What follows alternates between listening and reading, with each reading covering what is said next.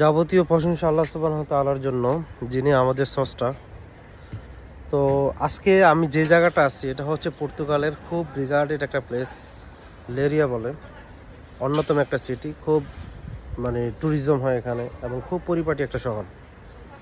তো দেখেন, আমাদের জ্ঞান অর্জনের জন্য ভ্রমণ করার উৎসাহ রাসূল সাল্লাল্লাহু আলাইহি সাল্লাম সহ আল্লাহ সুবহানাহু ওয়া তাআলা নিজেই কোরআনে দিয়েছেন।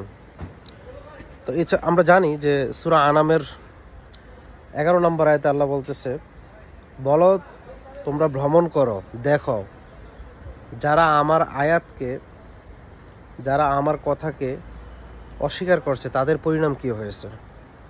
এছাড়াও আল্লাহ সুবহানাহু ওয়া তাআলা সূরা নাহলে বলতেছেন যে তোমরা ভ্রমণ করো, দেখো যারা আমার আয়াতকে মিথ্যা প্রতিপন্ন করছে তাদের পরিণাম কি হয়েছে। এছাড়াও আল্লাহ সুবহানাহু ওয়া তাআলা সূরা ইউসুফের 109 নম্বর আয়াতে বলতেছে, তারা কি পৃথিবীতে ভ্রমণ করে না এবং দেখে না তাদের পূর্ববর্তীদের পরিণাম কি হয়েছিল।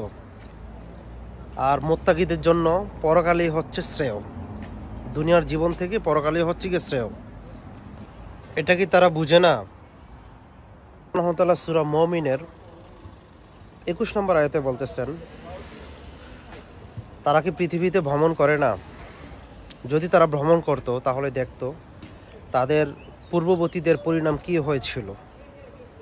তাদের পূর্ববর্তীরা তাদের থেকেও বেশি ক্ষমতাধর ছিল, শক্তিশালী ছিল, কিন্তু আল্লাহ সুবহানাহু ওয়া তাআলা তাদের অপরাধের কারণে তাদেরকে শাস্তি দিয়েছেন। আর তাদেরকে যখন শাস্তি দিয়েছেন তাদেরকে রক্ষা করার মতো কেউ ছিল না। এছাড়াও আল্লাহ সুবহানাহু ওয়া তাআলা সূরা মুমিনের 82 নম্বর আয়াতে বলতেছেন যে তারা কি পৃথিবী ভ্রমণ করে না, দেখে না তাদের পূর্ববর্তীদের পরিণাম কি হয়েছিল। তারা ছিল এদের সংখ্যায় অধিক, শক্তিতে কীর্তিতে অধিক প্রবল। মূলত তারা যা করত তা তাদের কোনো কাজে আসে নাই। আল্লাহ সুবহানাহু ওয়া তাআলা সূরা ইমরানের 137 নম্বর আয়াতে বলতেছে, তোমাদের পূর্বে বহু বিধান ও ব্যবস্থা গত হয়েছে, অতএব তোমরা পৃথিবী ভ্রমণ করো, দেখো মিথ্যাশ্রয়ীদের কি পরিণাম। এছাড়া আল্লাহ সুবহানাহু ওয়া তাআলা সূরা নাহলের 69 নম্বর আয়াতে বলতেছে, পৃথিবীতে তোমরা ভ্রমণ করো এবং দেখো অপরাধীদের কি পরিণাম হয়েছে। শীত, বসন্ত, গ্রীষ্মকাল হচ্ছে ভ্রমণের আদর্শিক সময়। এই বিষয়ে আল্লাহ সুবহানাহু ওয়া তাআলা পবিত্র কোরআনে বলতেছেন, কুরাইশদের অনুরাগ, তাদের আসক্তি শীত এবং গ্রীষ্মকালীন ভ্রমণ।